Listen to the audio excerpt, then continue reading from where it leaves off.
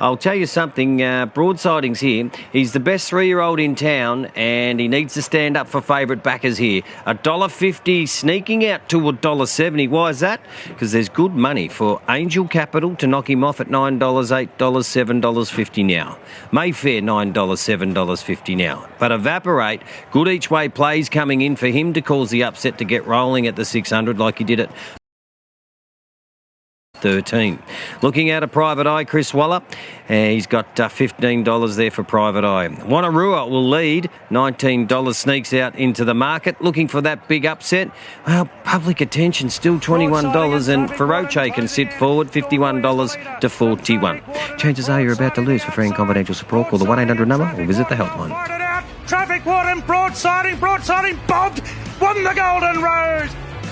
Around the turn in the Stud Stakes and Evaporate went for home. A length through to Royale. Daggers is battling on at Henline late, but it's Evaporate, 100 metres to go. Coming clear from Henline and Evaporate wins. Angel Capital 150 out, claims Wanneroo, then Private Life. It's Angel Capital just in front. Public Attention, Private Life dive. Don't get there. Angel Capital wins. Mayfair kicking from Moorsjerd. Really, these two battling it out. Mayfair still in front from Moorsjerd, who's going to make one last lunge, but Mayfair clings on. Mayfair beat Moorsjerd.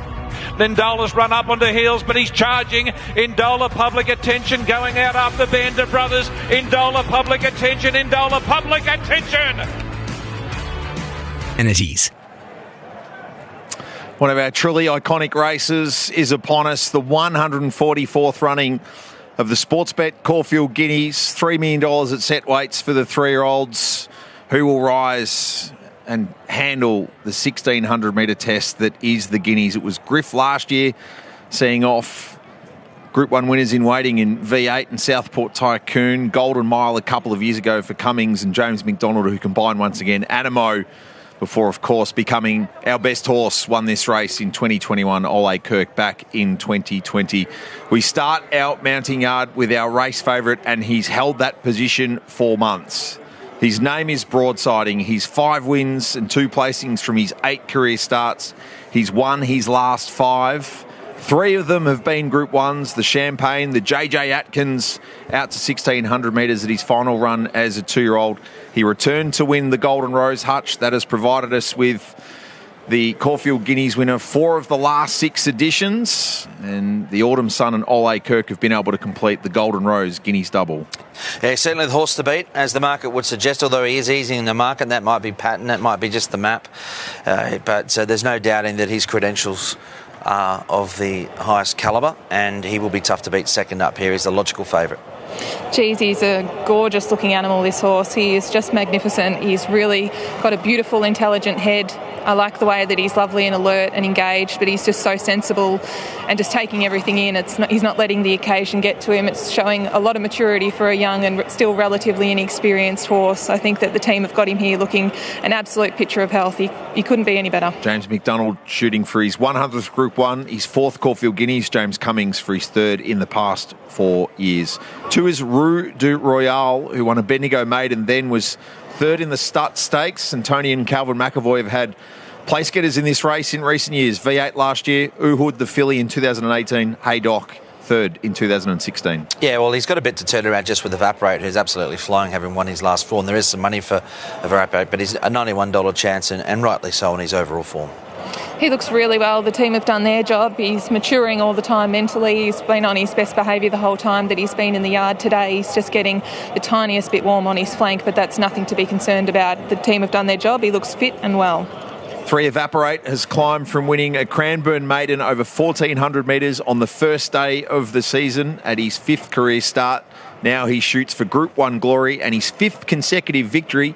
He won the Stut, which was the pathway that Griff took to win this race last year. Yeah, it's just a horse that's been unassuming. What he hasn't been doing is smashing the clock. None of his races are really rated that well, but, you know, sometimes it can't all just be about those speed figures. It's also about, you know, his overall record, what he's doing. He's thriving. He's proven over the mile. He should get a good run, so he needs to step up. And we'll see where he is in the pecking order following this race. I agree with what you're saying, Hutch, but he's done absolutely nothing wrong, this horse. He's been so consistent the whole way through. You can tick the box that he gets the trip, which some of these horses you don't necessarily know that they do. The team have done a great job with him. He's been perfect the last couple. He's been really nicely maintained. His coat's still in excellent order. He's just getting a tiny bit warm, but that's nothing to be concerned about. But I think that he's here to run a really good race. Ross McDonald won this race with the great Weekend Hustler 17 years ago. His son Clinton, after winning the Blue Diamond earlier in the year here with Hayasugi, has the 4 Angel Capital off wins in the Mackenzie and the Guineas Prelude. Ben Mellum victorious on Griff last year, bidding to become the first jockey since the great Shane Dye 25 years ago to win the Guineas in back-to-back years. Yeah, the firming track's not going to worry him. He likes these conditions. He's been, I think, fantastic with facing some adversity, namely in the Prelude, where not all went his way and he was still too good. He's untried over the mile, but I don't think that'll be a problem, and I think he could be a big player in this year's Guineas. I like the fact that he's out at a Teofilo mare, this horse. That would usually sort of indicate that he is going to get over that little bit further. He's done a great job this far. He looks excellent again today. He's usually pretty active in the mounting yard, and he's exactly the same as what I have seen him a number of times previously. The only knock that I have on him is he's got the hind brushing boots going on today. He does usually get taped up behind, but it's just one of those gear changes in a group race that makes me sort of go, oh, not quite sure. But it's not unusual for him to have something on those hind fetlocks. Gay Waterhouse and Adrian Bott with the next 2 runners, and the 5 Mayfair, second in the San Domenico, second to the Flight Stakes winner Lady Shenandoah in the Ming Dynasty, and then third in the Golden Rose. Yeah, well, he's a late Mayfair. I mean, he's beaten 0.3 of a length. He is fit. He's got less improvement to come, but he can race on speed, and it's been a good spot to be today. So, no, I think he's certainly in the game. He's a lovely horse, this. He's done everything right out the back and in the yard. He's been perfectly presented. He's a great, robust type. He's very strong. He's got the stallion chain on just to keep his manners in check, and he's been absolutely perfect. 6 Wanneroo, the stablemate, like Mayfair, started its first racing preparation in the winter and comes all the way through to the big one, was third in the Prelude. Yeah, it was a good run. He battled it pretty well, and I think he's the type that may be okay over the mile, so, the map's going to favour him. I think you've always got to respect when a wonderful trainer like Gay Waterhouse and Adrian Bott put blinkers on in a grand final. I think that holds a lot of weight. The horse looks great. He's beautifully relaxed. He's toned. You're going to expect that in a Group 1, but he looks fantastic. Nick Price and Michael Kent Jr., Mighty Boss winning it for Mick in 2017, 7 public attention, runner-up in the Prelude. That he was, and he didn't have the best of run in transit either, but he's a progressive horse, just his 4th career start. I think he'll love the mile. He gets a good run today. He's in the game. He is in the game. He looks well. He's a horse that never looks 100% rock hard fit. That's just his physique. I think that he's toned up really nicely since his most recent run here at Caulfield. He's taken that natural progression, which you'd want him to take coming into a race like this. So it's a really nice parade for him. 8 Feroci, 4th to Angel Capital in the Prelude. A Group 1 runner for Dom Sutton. Sire Super Seth winning the Guineas 5 years ago. Just over the odds. He's $41. He wasn't beaten that far behind Angel Capital, and he gets a lovely run in behind them today from that barrier. So once again, I think the mile will be fine. He's a son of Super Seth. Yeah, and out of an O'Reilly mare as well, so gets the trip all day, every day. This horse is the best mover in the yard. He's got an unbelievable action. I think Dom's got him here looking great. His coat had a bit of tidying up to do the last couple, and it's done that today. I think that he's peaking. And Team Super Seth, Team Deny Knowledge, combined here with the 9 Tropicus, who returns from running in the Golden Rose, considered better the Melbourne way of going, and the question is out to 1600. Yeah, I mean, Gate 1's a positive. Where does he end up? Probably midfield at best on the fence. You can make up ground, but you've got to probably take that path. He's got to improve on recent form. Got a great attitude. He's done everything right. The team have got him here looking well. He's conserving his energy. His coat's great. Strathmore 1891, Bayside 1952, the previous Guineas winners as maidens. That's the task for the 10, Vianara. Yeah, and I just don't see this maiden. It's a good year, and that's not to say Vianara's not a nice horse, but I think that you've had 10 goes in some decent races, and this would be the hardest one of them. Yeah, he struck a very, very tough race, but looks like the trip would suit on type. 11 Private Life, shooting to provide Chris Waller with his 3rd Caulfield Guineas. I like the run behind Angel Capital. I thought there was a bit of merit to that. This horse is another one from that barrier. If he gets the right run, like the booking of Damien Lane as well, he would not be surprised if Private Life was right in the finish. Lovely, handsome horse. He's done everything right. He's alert but relaxed. His coat's impeccable. He's got really good tone over his rib cage. He looks super. A galaxy of stars have won the Guineas in the 21st century. Lonhro, Show a Heart, Weekend Hustler, Who Begot You, Star, Spangled Banner, All Too Hard, and the Autumn Sun. There's more than a dash of the Autumn Sun about broadsiding. How did he look, Amy? Broadsiding looked fantastic. I've got him on top, Nigel. It's hard to go past him, but I tell you what, that mounting yard was a feast for the eyes. That was just an incredible group of beautiful young horses. You could make a case for nearly everyone, but I've gone broadsiding on top. I thought he looked brilliant. Just a little bit immature at this moment in time, but he's certainly a very lovely colt. Is that one of the reasons why you've saved the blinkers for today on him? Yes. Yeah, we just thought it might just help him focus. Last time he ran here a few weeks back, we just thought the blinkers would help him. That's him just up there on the screen. He's a gorgeous looking horse. You've got 2 great jockeys on board. What have you asked them to do? Win. Best of luck. Thanks. James Cummings is with us. I'm sure it was similar instructions for James McDonald, head of broadsiding's date with trying to provide the team with a third Guineas in 4 years. James, good to see you back in Melbourne. How has broadsiding handled his first look around the back part of Caulfield? Yeah, very good, Nige. He's saddled up beautifully, and from our perspective, he's just perfect. He's on song. He's got the look about him that he wants to be here, and he's got a mission ahead of him. But I think he's just perfectly well prepared for this, and it'd just be great to see him knuckle down and get his chance. What's the conversation been with James McDonald in relation to that gate of 9 and how the race needs to look? No doubt that other than the Weekend Hustler all day, it's been very difficult to make ground. There was pace in the Weekend Hustler, so hopefully there's plenty of pace here. If not, James knows broadsiding. He knows he's been a bit closer in a race like the J.J. Atkins. Could he use a horse like Mayfair from the draw? Maybe. That's up to James, and he knows the horse. He's got to be able to ride the horse with confidence, ride him like he is the best horse in the race. I've got no doubt that something will emerge as a very good horse from this race. There's too many good types here, big pedigrees, big performances of the horses that are building, and yet it's lonely at the top, and the pressure's on broadsiding. But he's arrived here in perfect condition. He's really flying, and it'd be exciting to see him get his chance. Well put as always. Good luck. Right, thank you. Very impressive horse indeed. Just behind the barriers here, he's doing everything you want to see him do. He's nice and relaxed. He's not sweating. James is even resting a hand on his lap, and he's just very, very confident within himself, this horse. He's definitely got the eye of arrogance as well, so can give this horse a good push. Watched him coming around. He's got a lovely big loose stride, and there's just something very impressive about him, so I look forward to seeing him run exceptionally well. Of the others, just looking behind the barriers here, Angel Capital's keeping it together nicely, frothed up a little bit on the mouth, but that's pretty normal for this horse. You know, keeping it well and truly under control now. Benny's got his legs out of the stirrups, and now the horse has just stood nice and still. So going well. The other horse that I'd give a big push for behind the barriers, watching this horse canter around, was Feroce. He's also got a massive stride, and looking forward to seeing him over the mile today. I think he could go really well for a really good up-and-coming trainer, Dom Sutton, who does an excellent job with his horses. So plenty to look forward to here. Michael, race you had good success in. Final thoughts this year?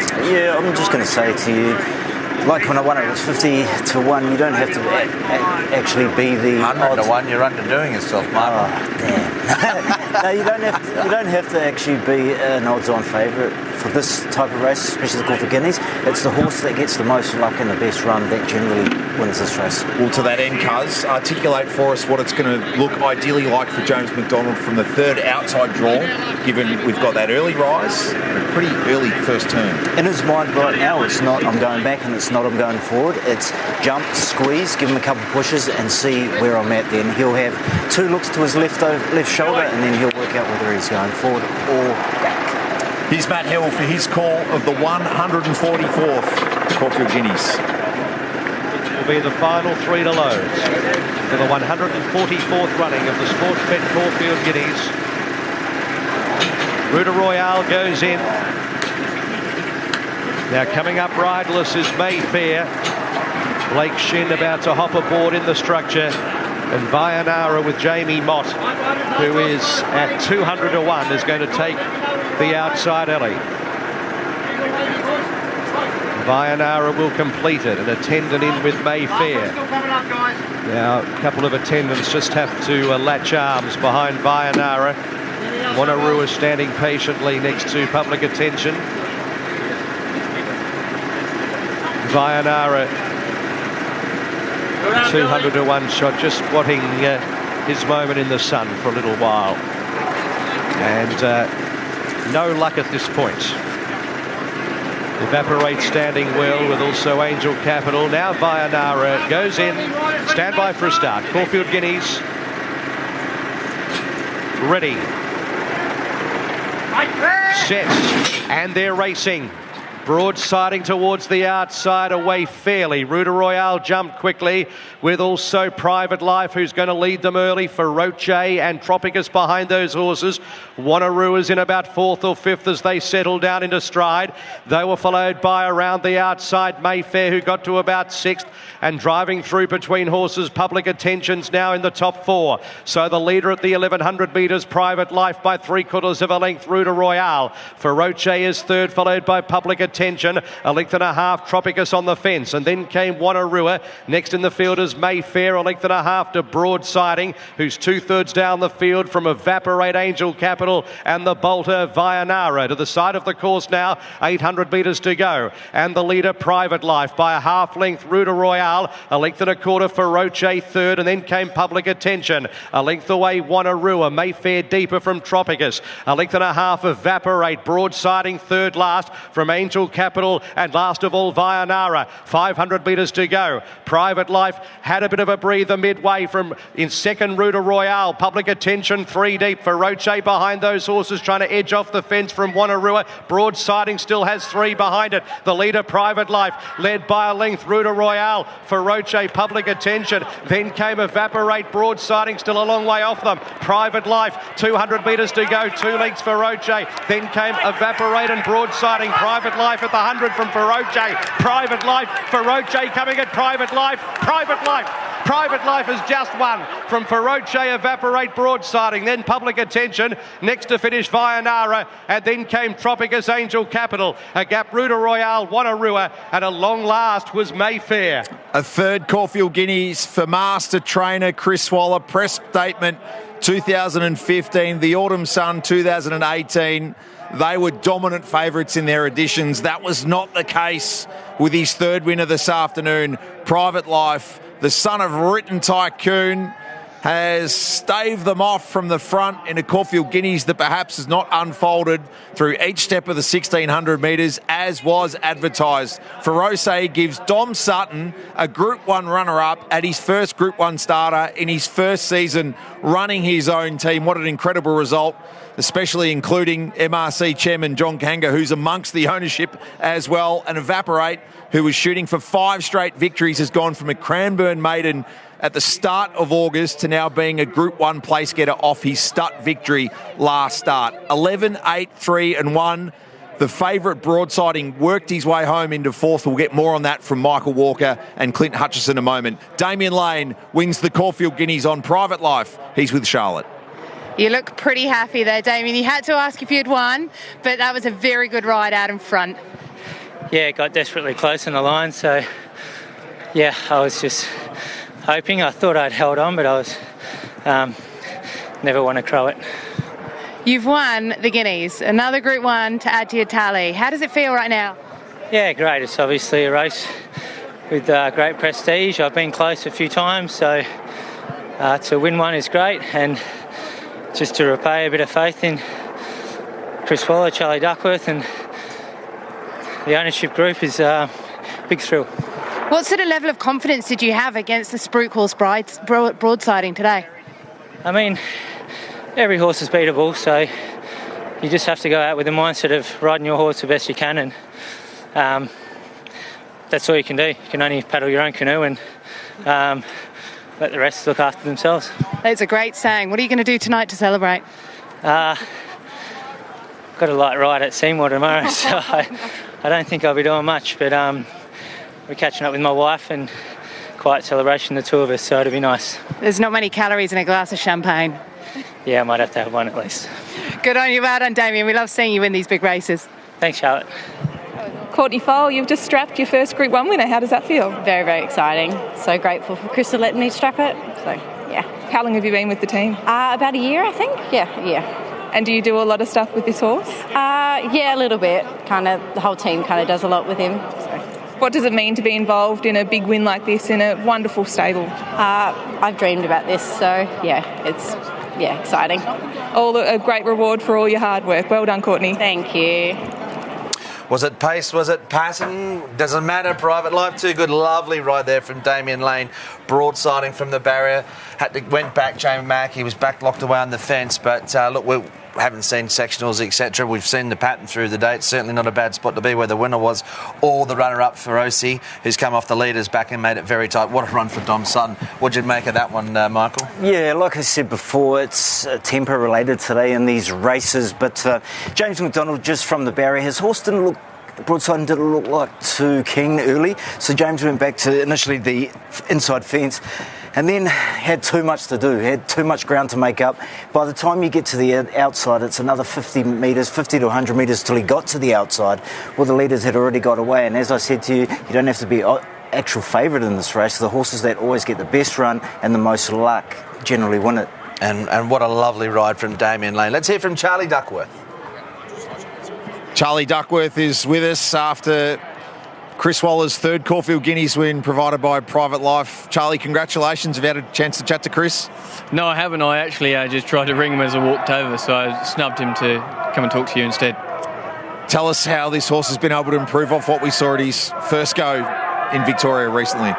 Look, I thought his first go was fantastic, but Joe Moreira, when he stepped off him, he did say he took forever to balance up once he switched leads at the top of the straight, which is why we brought him here on Tuesday, and Damien Lane rode him that day. He worked with Osipanko, who obviously runs in the Toorak, so hopefully that gallop's got a bit of form around it. But look, that I think is a massive contributing factor into today's performance.